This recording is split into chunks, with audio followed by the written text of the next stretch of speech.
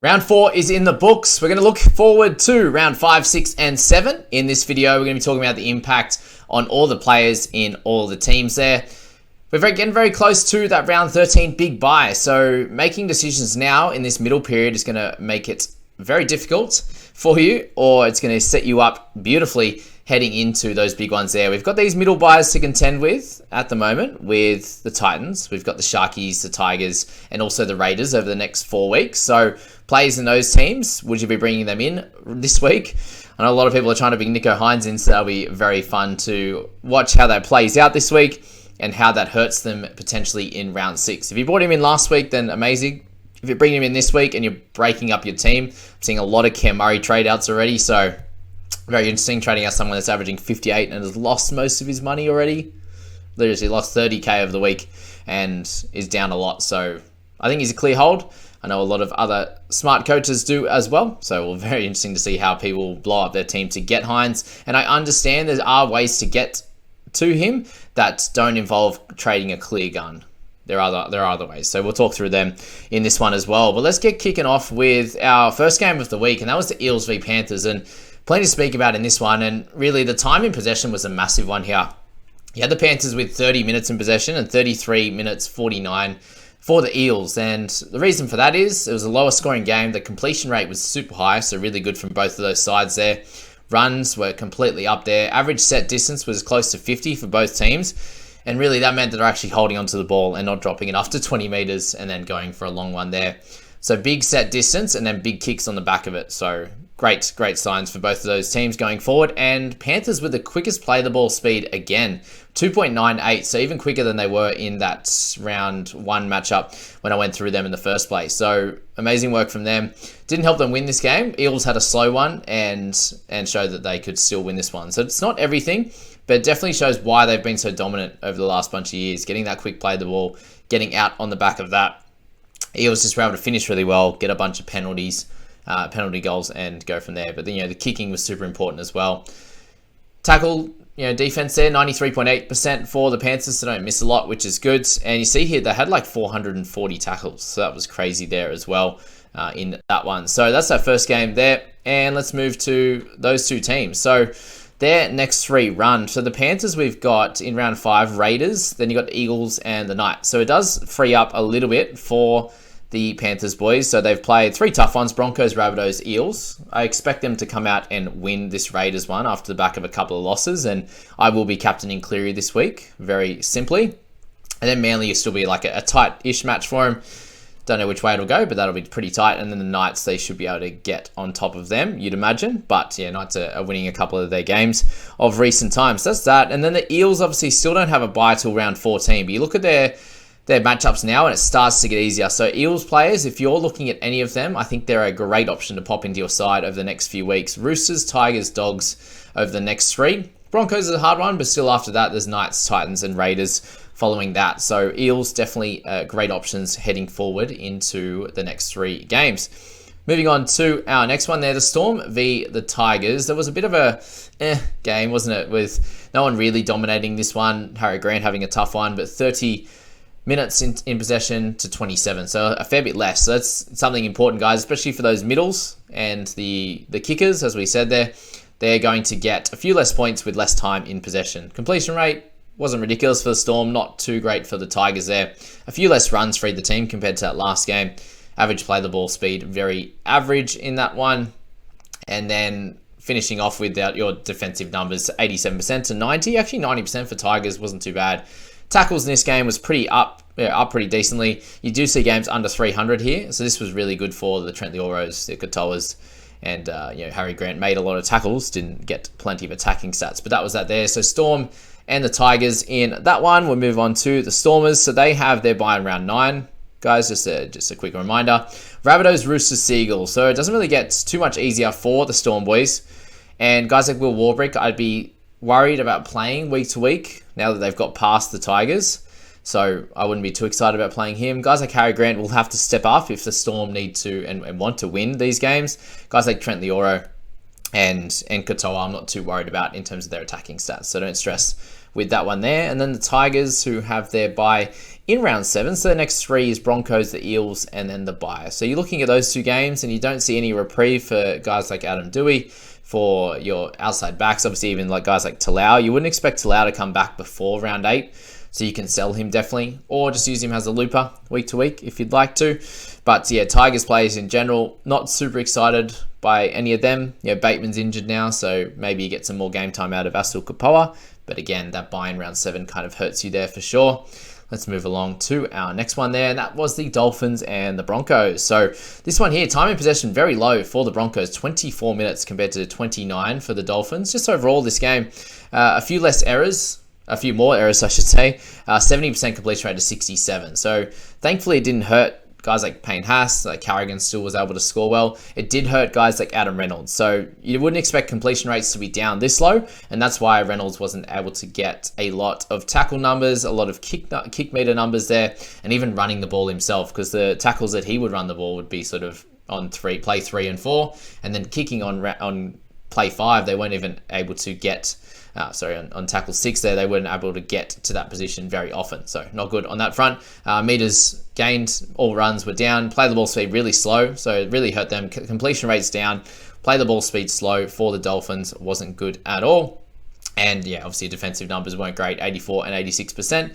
Tackles were still made for the Broncos, pretty low for the Dolphins there. So guys like Tom Gilbert weren't able to get the amount of work that they'd want. Guys like Camiso were still able to run plenty because the Broncos had a little bit less possession. But yeah, very interesting on that front with those guys. And so it's like guys like Lemuelu able to get some decent runs, but tackle numbers were down a little bit. You know, only 26 for him in his time on the park. So that's that with them. Let's go to the Dolphins. So they still have a bye in round 11. Just a reminder again, Dragons, Cowboys, and Bunnies. So the next 2 I'm not too stressed about for those players. Guys like the Hammer, you could easily slot into your centers or wing fullback with these 2 games, 2 teams that aren't going great. I think he can continue to score well. Guys like Lemuelu, I think, are pretty safe on that edge at the moment. People looking at guys like Ewan Aitken. Someone asked me about Jeremy Marshall-King today. All okay without being great options, so potentially avoiding them. Guys like Nichols, still solid, but I wouldn't be picking them up now. And then the Broncos side of the ball. So they have Tigers, Raiders, Titans. So still a very exciting 3-game spread for those guys. You've got Reece Walsh, still a great option. Guys like Payne Haas, Carrigan should be able to get some sneaky attack stats in there. Adam Reynolds should be fine over these 3 weeks, guys. Don't stress too much. You'd imagine it's a big bounce back score from Reynolds, so do not trade him out in this one. Okay, Cowboys v Titans. So wasn't overly impressed with the Cowboys in this one. Time in possession was okay, 26 and 28 minutes. Completion rate also okay without being spectacular there. So they did their job, but runs were down. So if you're looking for someone with big run meters in these teams, like Tino, wasn't exactly to be. He still ran a fair bit. He was one of the guys that kind of got a run every set.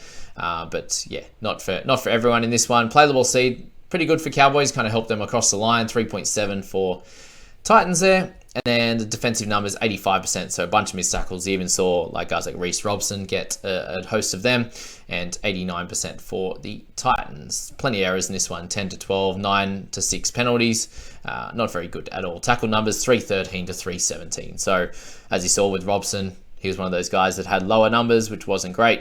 And Tino was actually more lower tackle numbers than he was running numbers there. Okay, we move to those 2 teams there. Obviously, Cowboys are down there with their bye in 15. We've got Broncos in 16 there. So round 5 for them, Dogs, Dolphins, Warriors, Knights. So their next 4. So really, you'd hope for at least 2 out of 4 wins, I'd imagine, in that one. Warriors got them a few weeks ago. Hopefully they can bounce back here. And the Dogs one's going to be a tough clash. So yeah, interesting. I still think the Cowboys, guys like Chester, going to have a decent week. You'd hope that Robson could get some attacking numbers at some stage here, and that will be very helpful. Titans, they have their bye this week. So guys, like I mentioned in the last video, guys, they go back and check the sort of Thursday, Friday, Saturday, Sunday wrap-ups, get plenty of information there. But the Titans, guys, there's a few of them you might look to hold. There's a few that you might look to trade this week. And they come out of it and go Dragons in round 6. So if you want some attacking numbers in that could be the week to get it. And they got Broncos and Dolphins and have their bye in round 13. So 1 in 4, 1 in 13. So that's that on that one. Obviously, Origin players, they're going to miss 2 out of the next 8 rounds. Is that right? Yeah, 8 rounds there. So 9 rounds, I should say. So yeah, if you want to trade them on, I completely understand on that one. Let's move to the Bunnies and the Eagles, and that was a pretty tight contest. You saw plenty of time in possession for this one. Big difference here. About an extra 5 to 7 minutes in this one. And completion rates were down a little bit. So not crazy. If it was 85%, there would have been a lot more time in possession.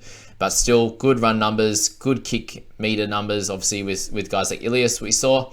All did great jobs there. Play the ball speed was just average for all those guys. And yeah, going on from there, you've obviously got the tackle numbers, which are about to pop up. There you go, 94% for Manly. Still didn't help them win, and 87% for the Buns there with 383 tackles to 353. So yeah, big tackle numbers for Cook, for Murray, Trbojevic, these types of guys did a good job on that front. So Bunnies and the Seagulls. And the Buns, they have their bye in 16 as well. The next 3 games, it slowly starts to get easier for them. Very much the same as the Eels, with an improved roster, improved run of games from here, but really not much. It's actually ridiculous how hard their games are, because they got the Storm this week. Thankfully for them, Storm aren't playing incredibly well. Then you got the Dogs. Dolphins are good this year. Dogs are improved. And you got Panthers, Broncos, Storm in there as well. So some easier games come round 11, but still a very tough run for the Bunnies. And hopefully that easier run through the middle part of the year, when they have a few guys out for Origin, does serve them well, because it's very tough at this stage. So that's the Bunnies there. And then Manly have obviously got that clean run all the way through to round 14. And guys like Trbojevic are still going to be a good option, guys. Knights, Panthers, Storm. 2 of those 3 games are easier at the moment. Storm aren't the team that they once were. Panthers will be tough. But we got through that Rabbitohs one with Tommy, and I think he's still a solid option. You've got guys like DCE who are going to be good all the way until 13, but then you'll probably have to move him on because he misses 13 and 14 definitely. So that makes it hard in amongst, missing 16, 19 and the likes there. Okay, we move on. We've got a few more to go in this one. Warriors v the Bulldogs. This was pretty close. Possession-wise was good. 29 to 28 minutes in that one. Completion rate was very high, 88 and 81. So well done to both teams on that. Big run numbers there for the Warriors. A little bit more than the Dogs. Play the ball speed pretty slow across the board on that one. Offloads were even. We had the tackle numbers 86% each, so shows that both these teams still have a bit of work to do. And tackle numbers were decent, 327 to 357. Really good to see guys like Ford on the edge. They get 41 tackles when their tackle numbers at 327. It wasn't that spectacular. Okay, we move to the Warriors there, who have their bye in round 12, which is good for anyone you're looking to pick up at this point, because they'll play in 13 if they're non-Origin. So Sharkies this week is going to be a little bit of a tough one, I think, with Nico back playing as well as he is. You got the Knights and the Cowboys and the Storm, the next 4. So not super worried about their run of games either. So I think they can win a couple of those. This Sharks one I think will be tough though. Knights should be able to beat them. Cowboys probably could beat them again, to be honest with you. So that's that there. And the Doggies, so they play all the way up until round 13. But Cowboys, Rabbitohs, and Eels, the next 3 games is okay for them. It's going to be tough. Like, they want to try and sneak this Cowboys one, because I think Rabbitohs and Eels and Sharks over the next 3 after that will be pretty hard. So just be aware of guys like Perham. They probably makes it a little bit harder for him. Guys like Alamotti, so they're kind of players that eventually in the next 3 to 4 weeks they might peak out in price generation. So keep that in your mind when you're looking at those players there.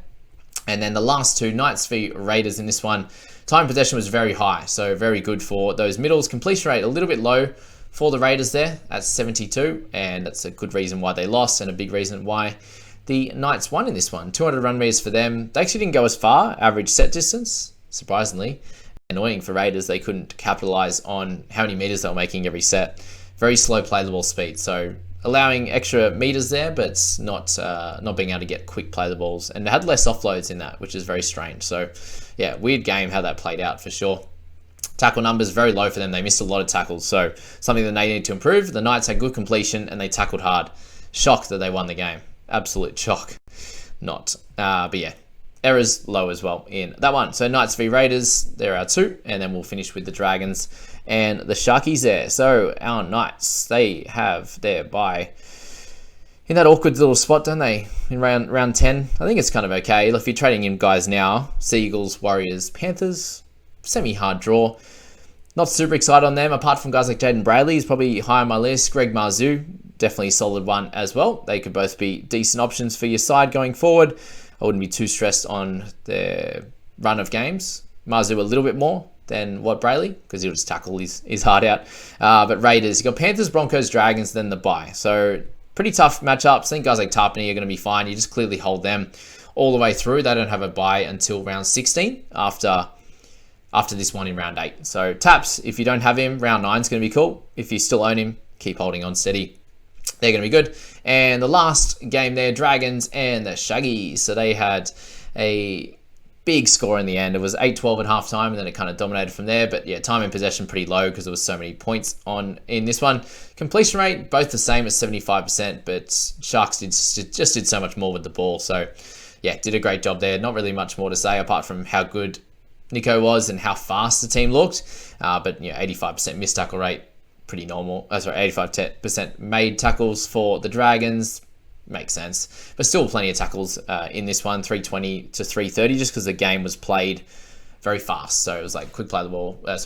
Get out there, super quick, run, get tackled, go from there. So that was that one. And let's move to those two teams in our discussion. We got the Dragons, who have Dolphins, Titans, and Raiders. So not too tough for them. If you have Sloan, if you have Jack Bird, if you have these guys, I think they'll be fine to get some attacking stats over the next few weeks. And then the Sharkies, they have their bye in round 6. So I think you should be aware of that when picking up Hines. I get that he got a 98 last week. He played incredible and got 98. He won't play like that every week, but the Warriors have been playing good too. They're completing well. So if they continue to do that, he won't get as many opportunities. And Warriors have been solid. So yeah, I wouldn't be doing that. And anyone else in the Sharks team, don't pick them up now. Wait till round 7. And then you get a nice 6-game run all the way through until round 13. You can make decisions from there. I'll be looking to get Nico in round 7, and I hope you do as well. Good luck with what you decide, and I'll catch you in the next few videos. One big one with Scoop, and our team list one from there. See you later, guys.